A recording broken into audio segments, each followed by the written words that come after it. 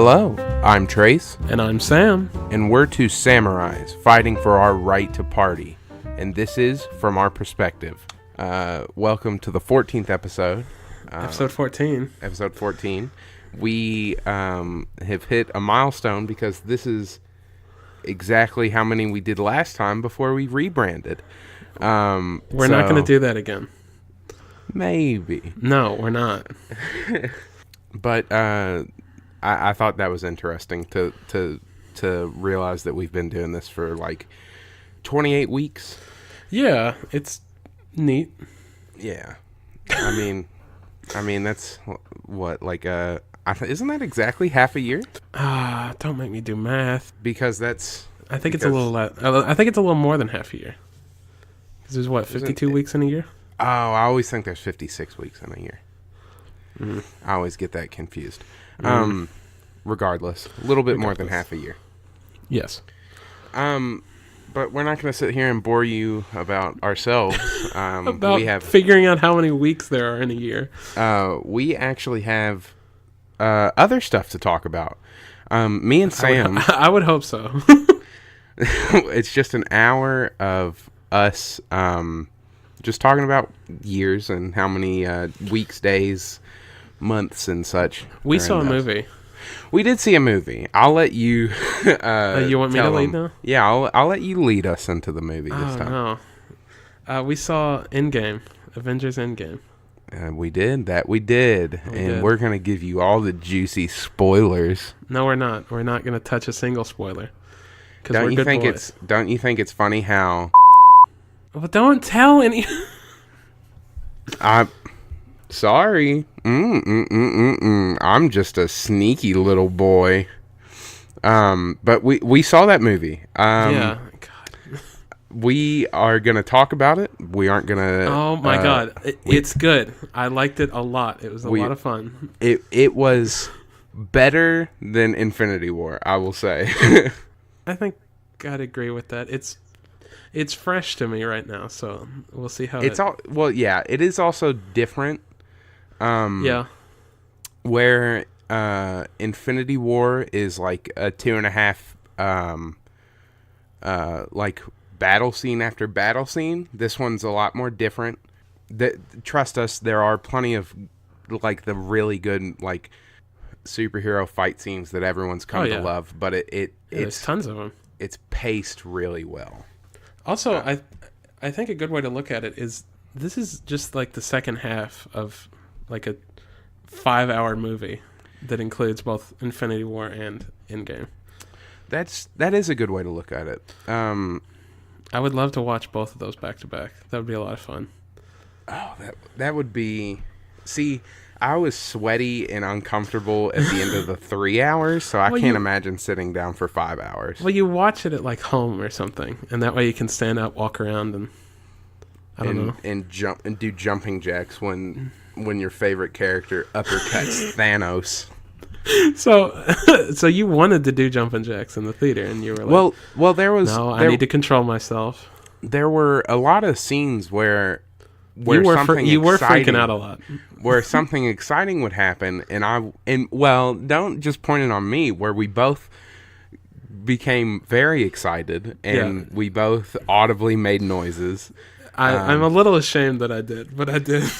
We also clapped along with some of the people in the theater, I mostly clapped just so they didn't feel bad, because it would be like, and then a couple other claps. You know which scene I'm talking about, where me and you both started clapping and the whole theater was clapping. Well, of course, but yeah, that's what I'm talking about. That's what I'm talking about. Okay, but there were the occasional single where like one person just was like, "Woo!" and then it just died down by himself. Funny.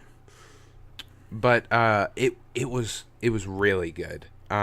We go into spoilers for other movies, but this has been 10 years in the making, so we're not going to talk about anything specific at all.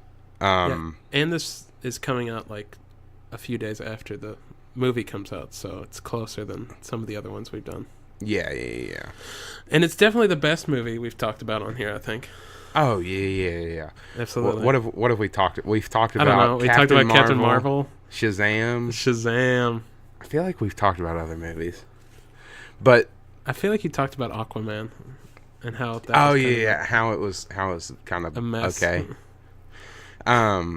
But it was definitely the best that we've seen together, and that I'd say that we've talked about. It didn't feel like 3 hours. It didn't. Which is good. It's a good thing. Yeah. There is a point 2 hours in, Sam leans over and whispers, "How much longer do we have?" And I had my watch on, so I look at it, and it was like 2:00 in the morning. We went to the midnight premiere. Yeah. Well, not like a, I guess, a good midnight premiere. It's like other people had already seen it. It wasn't like the earliest we could get. Oh yeah. Well, yeah. We went to the midnight premiere, so it was like 2:00, and I leaned back over and I said, "We still got an hour to go, buddy." Well, I was just wondering. It seemed oh like yeah. I don't know. It didn't seem close to the end, is why I was asking. Yeah. It was just entering its third act. But it was a great movie. You'll laugh. There were people crying in the theater.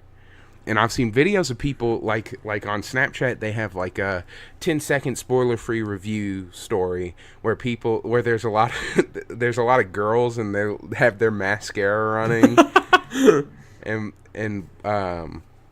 one girl's like, "If you go see Endgame, do not wear makeup."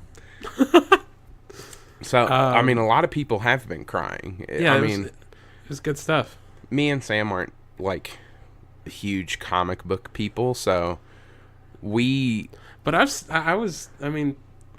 been with this the whole time. We've both seen every movie, and I grew up with these movies. Every movie in the Marvel Cinematic Universe, not every movie ever. We have both seen every single movie that has ever existed on the planet Earth. No, we've both seen every MCU movie, all 22 of them that have come out. Iron Man came out in 2008, so it's been a part of a good half of my life. It's basically been your whole life. It has been my whole life, and probably and about a big part of mine. Yours. Pretty big part of mine. So it's not what I expected. Certainly. It's not. This is. And I just realized how incohesive we're talking about this movie because we can't spoil anything. So we're just trying to grab onto things. I'm just trying to give my kind of just my feelings about it.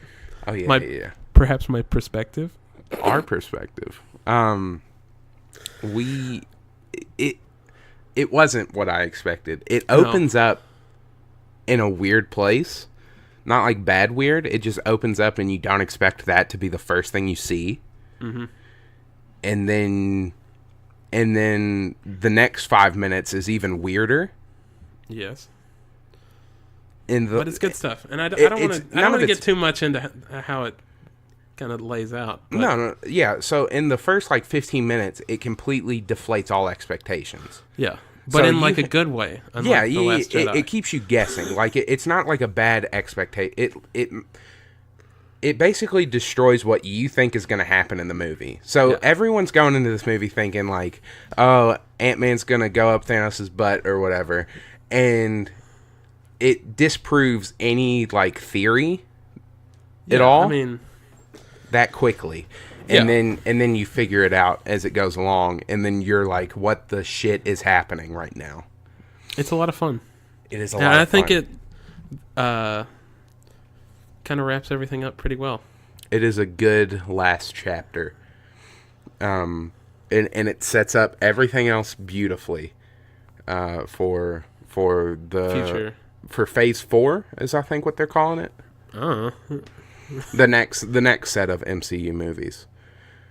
But yeah, so that's our best description of Endgame. Go see it so that it can beat Avatar. Yes. Now Please. That would be good because this movie is a whole hell of a lot better than Avatar. I haven't Why seen was Avatar. Avatar's not even that good. It's another 3-hour movie that's not even good.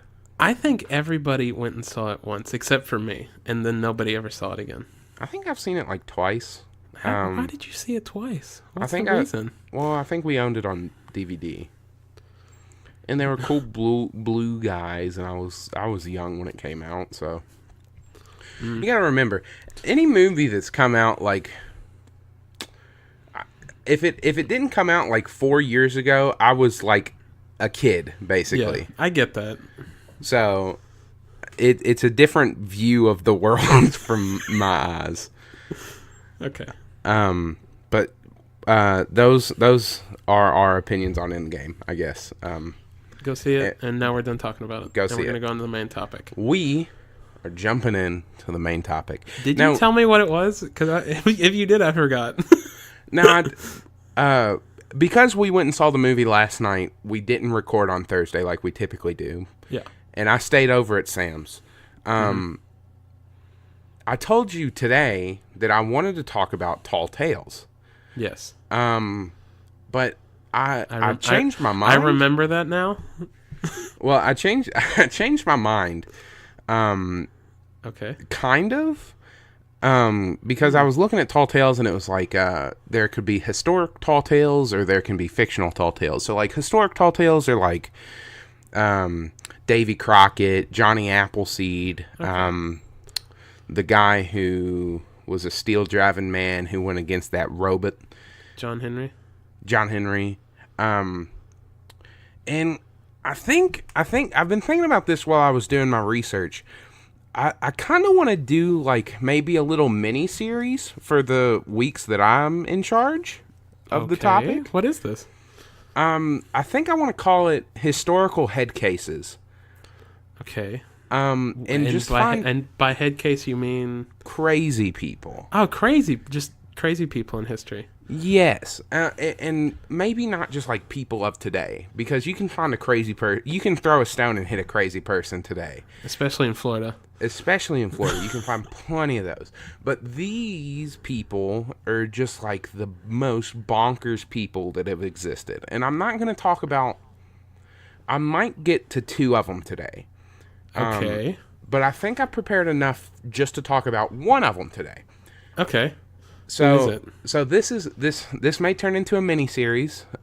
Just like every other week, we might talk about a different historical head case. But today, we are talking about the one, the only Joshua Norton. That means nothing to me. So you don't know Josh Norton? No. Is that any relation to Edward Norton Norton? Of the first or I guess like the third Incredible Hulk fame? It's hard to tell. It's hard to figure it out. Maybe. We don't know. I don't know. It doesn't say anything about. Looks like somebody didn't do their research. So Josh Norton, yes, was possibly born on February 4th, 1818, in London, England. Okay. Now, there were a lot of discrepancies in his age and what years he was born. But the most concrete date is 1818, February 4th. So there's a lot of discrepancies. Most of them have to do with like the fact that it was so long ago that like people don't really. It's just kind of loosey-goosey about dates back then. Yeah, it's like the thing with George Washington, where they went there like a thing with his birthday because of the change in calendars. Yeah, that makes sense. I mean, I know that a lot of people don't know when Shakespeare was born, because it was like 400 years ago. Well, he was born in Stratford-upon-Avon. I know where he was born. Gotcha. That's for you, Miss Nash. Shout out. And he died on his birthday. It was like April 22nd, but people don't know if his. Whoa, that's like a few days ago. Whoa, crazy. Rip Shakespeare. Regardless, so there's some evidence to. There's like a little thing that I read that I thought was pretty funny about his birthday. The best available evidence points to February 4th, 1818, as the date of Norton's birth. Obituaries published in 1880 following Norton's death offered the conflicting information about his birth date. His obituary said, following the best information obtainable, cited the silver plate on his coffin, which said he was aged about 65. Aged? So he was... Like a wine? I just love how on his coffin it says he was about 65. Like 65-ish? Suggesting that 1814 could be the year of the birth. However, Norton's biographer points out that about 65 was based solely on the guess that Norton's landlady offered to the coroner at the inquest following his death. So I just love that whole thing. But there's a newspaper that gives him like a happy birthday shout out at one point, saying that he's like 41, and then that points to his birthday being in 1818, whenever that newspaper was published. So they think he was born in 1818. They don't know. This man is crazy from start to finish. Okay, so from birth they couldn't get a... No, they couldn't get him. So he was born right outside of London at the time. Now where he was born is a part of London. At 2 years old, he was with his family, migrated to South Africa through a government-funded colonial expedition. So in the 1820s, the English were really into colonization.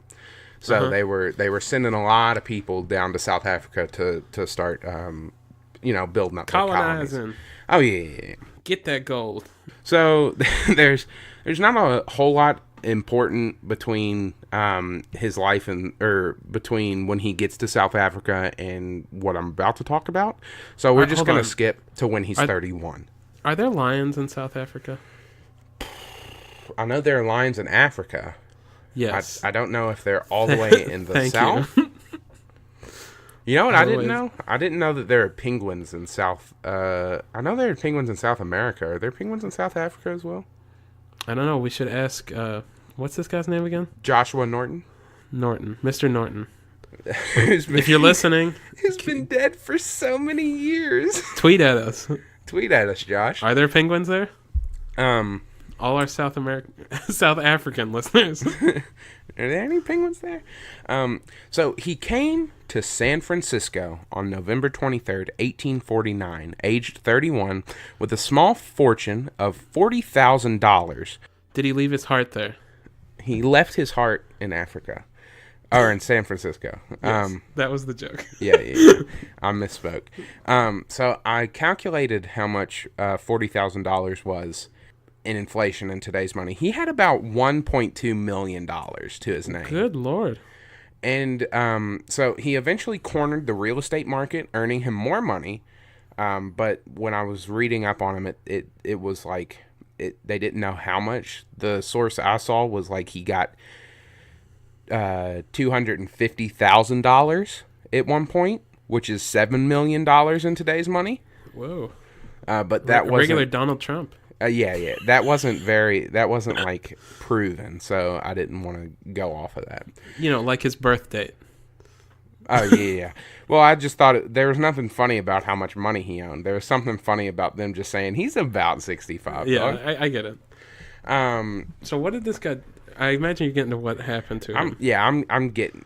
There's a rise and a fall to every hero, Sam. To all stories. There's a rising action and a falling action. Thanks, Miss Nash. Shout out. This cornering of the real estate market led him to becoming one of the most well-respected people in the city of San Francisco. In 1852, a famine in China led to the ban of rice exports, causing rice to go from 4 cents a pound to 36 cents a pound. And everyone knows Joshua Norton was a businessman first and a lover second. And a person born on maybe 1818. Maybe February 4th, 1818 second. Yeah. So Joshua Norton saw a business opportunity as soon as the Chinese rice famine kicks in. He ran down the streets screaming rice. Well, Oh my God, did he do that? no, he didn't. I wish he did. What he did, though, was he bought 200,000 pounds of rice from a Peruvian trade vessel for $25,000, which is a little over half of his known wealth, Yeah. which was about 12.5 cents per pound. So I mean, he cut the half in price, or the price in half. Oofa doofa. He cut the half in price. It's a little late. But he didn't realize that there was going to be more rice coming in from Peru, that 200,000 pounds wasn't the only rice coming in. So he buys one shipment. Many other shipments of rice come in from Peru, causing an influx in the market of rice, going from 36 cents per pound back down to 3 cents per pound. So cheaper than it was before China had a famine. Oh no. This caused him... I tried to calculate how much his net losing's worth, but that was very hard, and I basically calculated it to being a shit ton of money he lost. Okay. No, that's not very precise. Neither is his birthday, though, so... that seems because he loses about half of his known fortune. He goes into a year-long legal dispute with the seller, costing him more money. And by the end of it, why would you do that? By the end of the legal dispute, his entire estate had to be taken for his debt, leaving him broke and out on the street. And now he's running down the street screaming rice. He may as well have been. At this point, he had nothing. He was living in boarding houses, pretty much, and he no longer had any of the wealth that he had years ago. This is just a sad story. When does he go crazy? That's he goes crazy in 1859. Yes. So I mean, sorry, a good 7 years after he decides to buy 200,000 pounds of rice. By 1859, he was fed up with the legal system and political structures in the United States. So he distributed many letters to San Franciscan newspapers declaring himself Emperor Norton I of the United States. Yes. This is a quote. At the peremptory request and desire of a large majority of citizens in these United States, I, Joshua Norton, formerly of Algoa Bay, Cape of Good Hope, and now, for the last 9 years and 10 months, past of San Francisco, California, declare and proclaim myself Emperor of these United States, and in virtue of the authority thereby in me vested, do hereby order and direct the representatives of the different states of the Union to assemble in Musical Hall of this city on the first day of February next week, then and there to make such alterations in the existing laws of the Union as many ameliorate the evils under... It's okay. It was written in 1850. It's written by a crazy man in the 1800s. It's going to be really hard to read. Which this country is laboring, and thereby cause confidence to exist both at home and abroad in our stability and integrity. Norton I, Emperor of the United States. I love that sign at the end. Mic drop. Mic drop. Boom. So what you would think a newspaper would do is to say this man is batshit bonkers.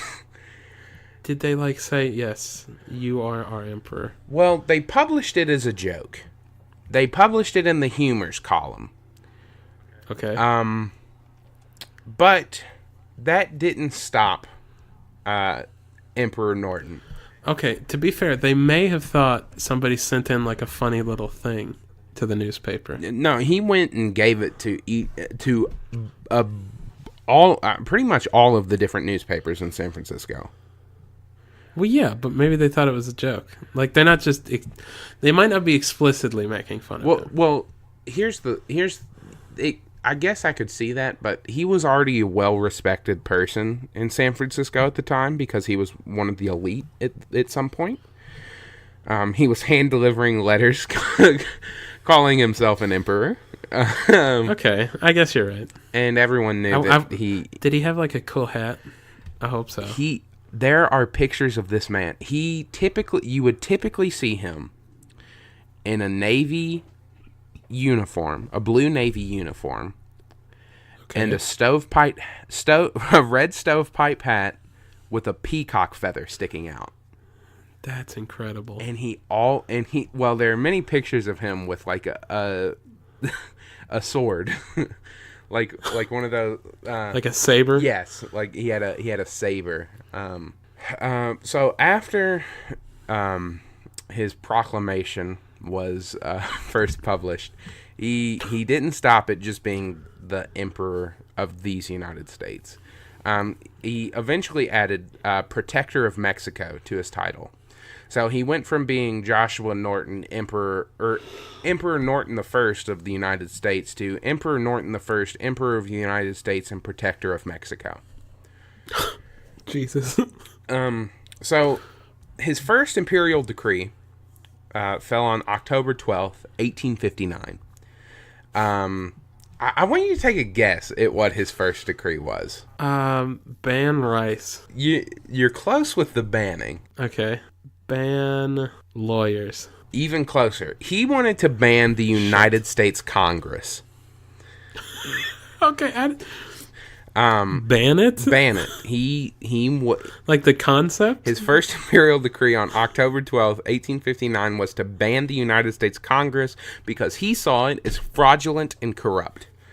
Fraud and corruption prevent a fair and proper expression of the public voice.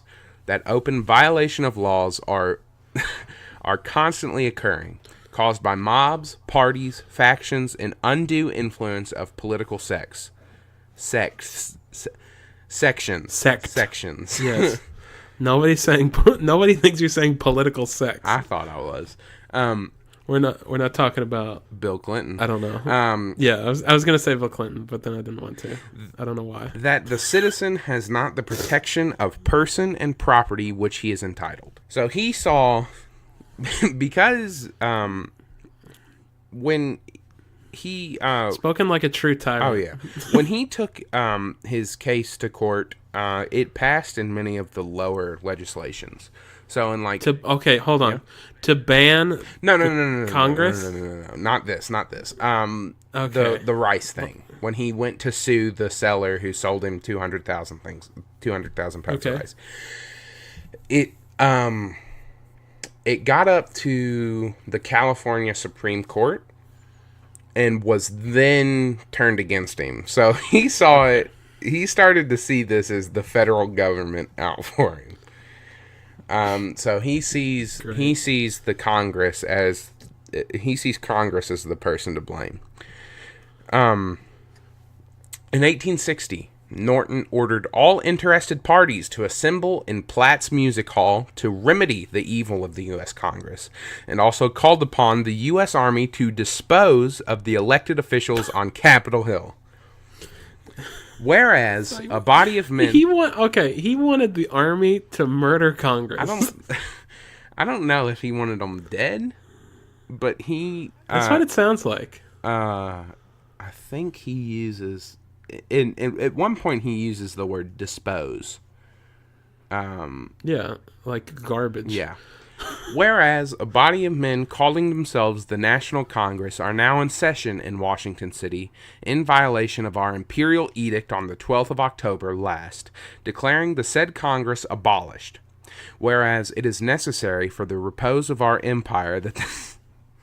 Sorry, I just realized how fucking crazy this dude is. Yeah, no. Whereas it is necessary for the repose of our empire that the said decree should be strictly complied with. Now, therefore, we do hereby order and direct Major General Scott, the command-in-chief of our armies, immediately upon the receipt of this, our decree, to proceed with a suitable force and clear the halls of Congress. Clear them. With guns and fire. Yes. Jeez. His decree, of course, was ignored by the army and Congress alike. Yeah, no shit. But his Of course not. but his battle against those elected to represent the American people would persist throughout Okay. his life. Here's my thing. Yeah. If you're gonna like proclaim yourself emperor or something, why not like start smaller? Like I am the emperor of San Francisco. There are so you're saying don't be emperor of the United States right off the bat. Yeah, and then like work there. Work to it. Yeah. Now he does. So like I said, his hatred against Congress persists throughout his life, but he does at many points do a lot of smaller things, like have a lot of smaller decrees that I think would work. So if I guess at the end of this, Okay, no, I'm gonna say no. That these probably aren't good ideas. we'll get to them. At the end of this, I guess we'll kind of talk about a better way of going about becoming the emperor of the United States. The emperor of the United Yeah. States. I would like to try and figure out how somebody could pull that off. We'll see what Edward Let's see what Edward tried. Edward Norton. Edward Norton, Josh. I would It's like to- Joshua. Well, we need to. Well, here's the plan. We get Edward to Norton. play Josh As- Norton in a movie. Yes, that'd be great. That would be great. He's already got the last name, He's halfway there. which means absolutely nothing. Okay. Anyway, what else did he say that people should do? In 1862, he ordered both the Roman Catholic Church and the Protestant Church to ordain him emperor so he could personally resolve the disputes that had resulted in the Civil War. He could just ordain himself. I mean, Like Napoleon did. He could just say, I am emperor, which he already did. Which he already did. I don't know why. I guess he wants, like... Because He wants that evangelical block. I feel like if the Roman Catholic Church and the Protestant Church both said you are our emperor, he is legally the emperor of the United States at that point. I don't think so, but I mean, it's for God and country. kind of like a honorary sort of thing. Yeah. I would imagine. So this is where it gets a little crazier. Probably is. Hold on. Yes. Okay, I thought you just said crazy, and I was like, Here's where it gets a little crazy. Everything else makes perfect sense to me. this has been entirely normal up to this point. Probably his most respected degree came from a fondness of his adopted home city. He states, "Whoever, after due and proper warning, shall be heard to utter the abominable word Frisco, which has no linguistic or other warrant, shall be deemed guilty of a high misdemeanor, and shall pay into the imperial treasury as penalty the sum of $25. So he hates when people call San Francisco Frisco? Frisco. Isn't there a product called Frisco? Isn't it like a drink? I don't know. I don't I might Google that. So he makes a decree. He makes a decree saying, if you refer to the city of San Francisco as Frisco, you owe me $25. I'll fight you for it. I will kill you with my saber for that $25. He didn't have any other money.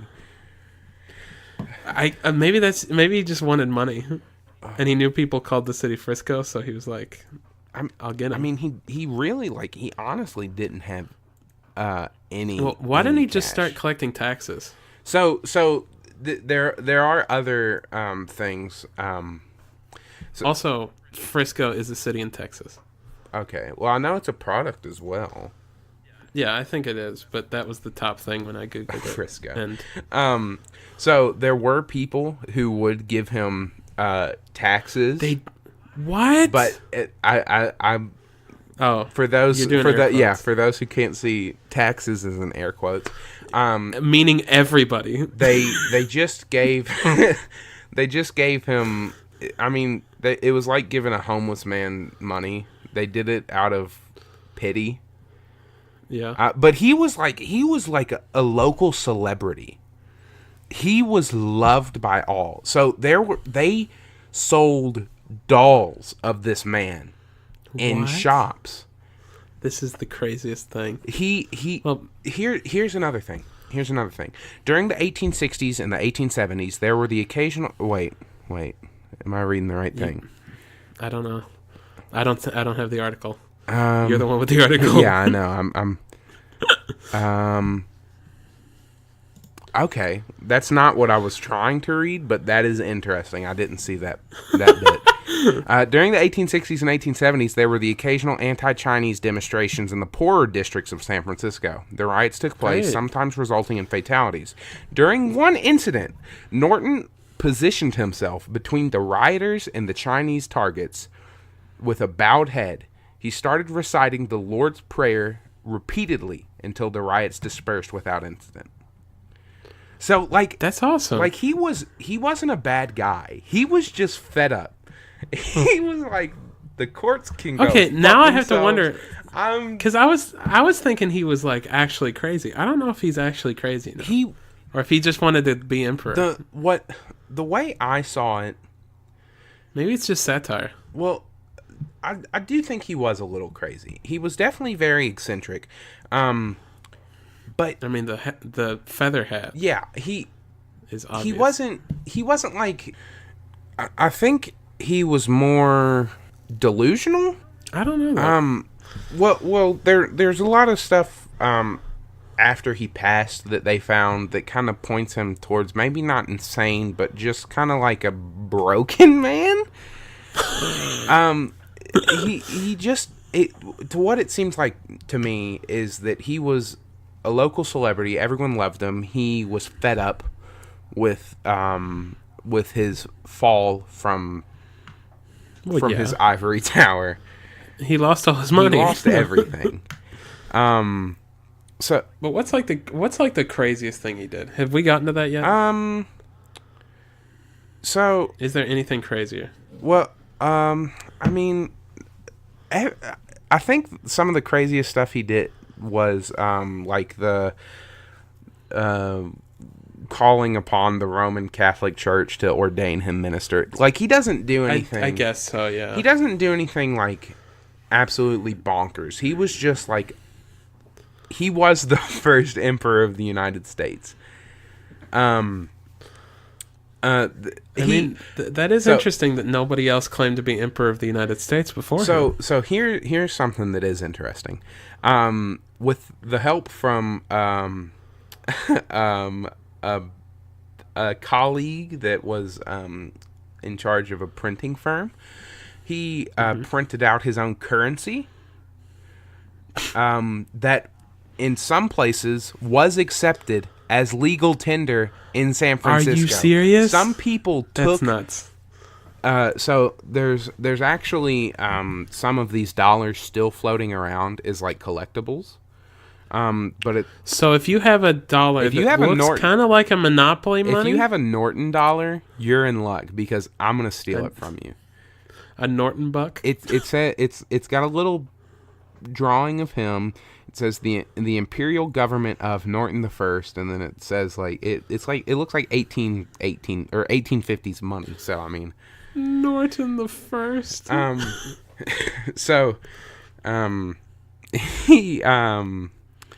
He would also, because he was famous, there were a lot of places where he would eat free and no one would charge him for money. There was a special. All right, well, you know what? Yeah. I am the Emperor of the United States. Or Borders the First. Borders the First. I am the second Emperor of the United States. Isn't like when there are kings and stuff, they'll change their names to like fall into line. So could you be popes like? Will do that. Like I know that some of the kings weren't born like King Edward or whatever. Well, I don't want to be Norton. You don't want to be Norton II? Number 2. Emperor of the United States and protector of Mexico? No. I'll be me. I'll continue to be myself. I will be myself. Special Officer Armand Barbier was part of a local auxiliary force whose members were called policemen, but were in fact private security guards paid by the neighborhood residents and business owners. And he arrested Norton in 1867 to commit him to involuntary treatment for mental disorder. The arrest outraged the citizens. He got arrested and people fucking lost their shit. Like, you think people get outraged over silly stuff now? People went nuts when this man got arrested. This is the craziest thing. The arrest outraged. How bad did it get?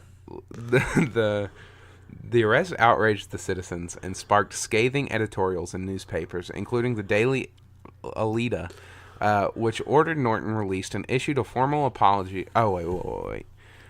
I skipped a line. What?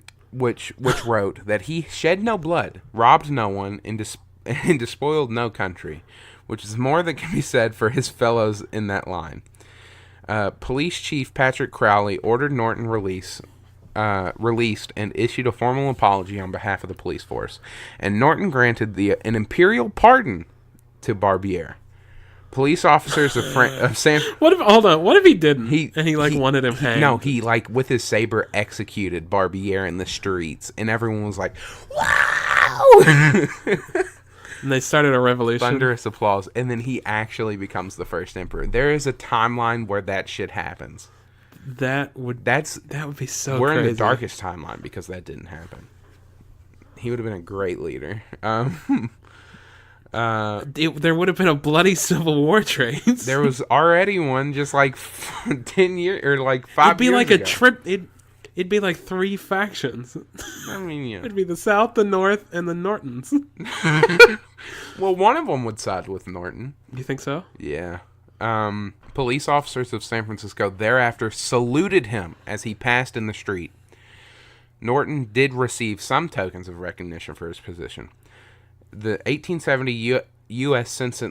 Census lists Joshua Norton as 50 years old and residing at 624 Commercial Street, and his occupation is listed as emperor.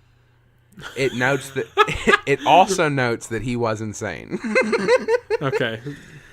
So it goes on to say Norton issued his own money in form of scripts, which were accepted from him by restaurants in San Francisco. Nuts. These notes Bonkers. came in denominations between 50 cents and $10, and the few surviving notes are collector's items. The city of San Francisco has also honored Norton. With when his uniform began to look shabby, the San Francisco Board of Supervisors bought him a suitably imperial replacement. Norton sent a gracious thank you note and issued a patent of nobility in perpetuity for each supervisor. Oh my God. In his later years, Norton was the subject of many tales. One popular story suggested that he was the son of Emperor Napoleon III, and that his claim of coming from South Africa, fuck, you did it earlier, now I did it. Yeah, deal with it. Was a ruse to prevent persecution. Suggestions Norton should marry Queen Victoria could hardly be taken seriously, though he is reported to have met Emperor Pedro II in Brazil. Rumors also circulated that Norton was supremely wealthy and was feigning poverty because he was miserly. A number of decrees were printed in local newspapers that were probably fraudulent, and it is believed that newspaper editors themselves drafted fictitious edicts to suit their own agendas. The San Francisco Museum of Historical Society maintains a list of the decrees believed to be genuine. The sad part of this story, though Joshua Norton was godlike, he was merely immortal, and like most mortals do, he dropped dead on the streets. Good God. On the evening of January 8th, 1880, Norton collapsed on the corner of California Street and DuPont Street, now Grant Avenue, in front of Old St. Mary's Cathedral while on his way to a lecture at the California Academy of Sciences. His collapse was immediately noticed, and the police officer on the beat hastened for a carriage to convey him to the city receiving hospital. According to the next day's obituary in the San Francisco Morning Call, Norton died before a carriage could arrive. The call reported on the reeking pavement In the darkness of a moonless night, under the dripping rain, Norton the First, by the grace of God, Emperor of the United States and Protector of Mexico, departed this life. Oh my God. 2 days later, the San Francisco Chronicle led its article on Norton's funeral with the headline, Le Roi est mort. Don't know what that means, but that's what they led it with. Mort would be dead. Okay. He's dead. Yeah, probably. It quickly became evident that Norton had died in complete poverty, contrary to rumors of wealth. $5 or $6 in small change was found on his person, and a search of his room at the boarding house on Commercial Street turned up a single gold sovereign worth about $2.50. His possessions included his collection of walking sticks, his rather battered saber, a variety of headgear, including a stovepipe, a derby, a red-laced army cap, and another cap suited to a martial band master. In 1828, French franc, and a handful of the imperial bonds that he sold to tourists at a fictitious 7% interest. There were fake telegrams purporting to be from Emperor Alexander II of Russia, congratulating Norton on his forthcoming marriage to Queen Victoria and the President of France, predicting that such a union would be disastrous to world peace. Also found were his letters to Queen Victoria and 98 shares of stock in a defunct gold mine. Initial funeral arrangements were for a pauper's coffin in simple redwood. However, the members of San Francisco Businessmen's Association called the Pacific Club establishment a funeral fund that provided for a handsome rosewood casket and arranged of a dignified farewell. Norton's funeral on Sunday, January the 10th, was solemn, mournful, and large. Paying their respects were members of all classes, from capitalist to the pauper, the clergyman to the pickpocket, the well-dressed ladies to those in garb and bearing hinted of social outcast. And the report that as many as 10,000 people lined the streets, and that the funeral cortege was 2 miles long. Norton was buried in the Masonic Cemetery at the expense of the city of San Francisco, and was later moved to a grave site in Woodland Cemetery in Colma, California, as all graves were in the city. So Norton... He beefed it. He beefed it. He beefed it. Right there in the street. There were some other things that I wanted to talk about. Because... But you ran out of time. Are we out of time? Yeah. We are out of time. I will say quickly, he had some prophetic things that he said. Like he called that there should be a world, or a League of Nations, his words specifically, to help prevent any wars, basically. So basically, if we would have listened to Emperor Norton, maybe World War I wouldn't have happened. Well, the League of Nations really helped for World War II, so... Well, because no one did what it was supposed to. We all just kind of backed out. I mean, Britain and France were so gung-ho. Britain and France were so horny to take more land that they cut up the Middle East and didn't do anything else that they needed to do. Well... So that's what would have happened if he'd formed one earlier. He called for a League of Nations, and he also called for a bridge and tunnel to be built that connected Oakland to a different part of the city, which they later did, and people have been petitioning that those be named to honor Emperor Norton. The Norton Bridge? The Norton Bridge. That would be a lot better of a name, because it's just like, it doesn't have a cool name. It's just like whatever two places it connects, that's the name of the bridge. Ugh. Yeah, so it would be a lot cooler if it was called Norton Bridge. Yep. Well, that was that guy. That was Emperor Norton. What a character. What a guy. Right? What a guy. You know what? I'm going to start wearing a goofy hat and saying I'm the Emperor. Maybe people will love me. I read it. His hat was actually beaver skin with a peacock feather. That's even crazier. Oh, yeah. That's nuts. All right. So we talked a lot about history, but there's a specific date in history that Sam's going to tell us about. Yeah, today. It's today in history. It's the 29th of April. That time. You know who was born today? Emperor Norton? No. Oh. Jerry Seinfeld. Oh, no way. Yep. Jerry Seinfeld was born today. Happy birthday, Jerry. Happy birthday, Jerry Seinfeld. I would die if Jerry Seinfeld listened to our podcast. He like tweets at us and he's like, "Thanks, boys." That's how Jerry Seinfeld sounds. I was gonna say, is that your Jerry Seinfeld? I can't do Jerry Seinfeld at all. I can't either. No, I want you to try. I tried. You try. I don't want to. No, do it. It's not gonna be anything. Do it. I can't. I don't even know what Just say, what's the deal with airline food? What's the deal with? That's not at all what I asked you to say.